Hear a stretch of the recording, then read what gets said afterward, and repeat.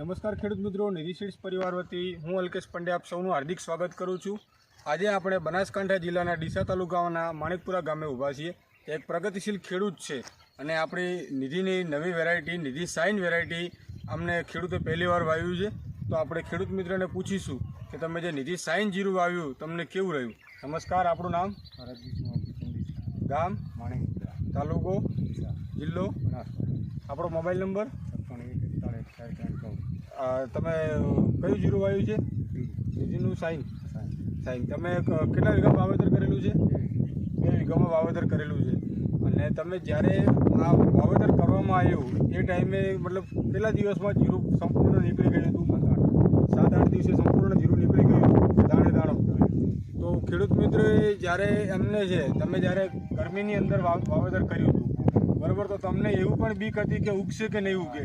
તો ખેડૂત મિત્રને પણ એવું હતું કે એમને 40 ડિગ્રી તાપમાનની અંદર પણ વાવેતર કરવામાં આવ્યું હતું।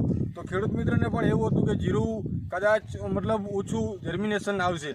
તો અત્યારે તમે જે સ્ટેજ ઉપર ઊભા છીએ 60 થી 65 દિવસનું જીરું છે, તમે એનો છોડ દેખી શકો છો, એકદમ ભરાવદાર અને આમ આખો ખેતર છે તમને આમ લીલું છમ દેખવામાં આવે છે અને એકદમ ભરચક ખેતર છે અત્યારે। તો તમે આપણી સાથે રતન એગ્રો સેન્ટર જૂના ડીસાના આપણા ડીલર મિત્ર છે, તો એમને પૂછીશું કે જે અત્યારે આપણે ફિલ્ડ ઉપર ઊભા છીએ, આપણે જે નિધિ શાઇન કરીને વેરાયટી છે, તો તમને કેવું લાગ્યું છે? નમસ્કાર, આપણું નામ? રતનજી અમચેન્જી, રતન એગ્રો સેન્ટર જૂના ડીસા। તો તમે આજે ખેડૂતને નિધિ શાઇન આવ્યું, તમને કેવું લાગ્યું ખેડૂત મિત્રને? સારું છે, સારું। વેરાયટીની અંદર કેવી દમ છે? વેરાયટી બહુ મસ્ત છે, બહુ સારી વેરાયટી છે। તો ખેડૂત મિત્રોને તમે શું કહેતો કે આવતી સાલ જીરું વાવેતર કરવું હોય તો નિધિ શાઇન વાવું? ઓકે, આભાર। તો ફોટો પડી જઈએ।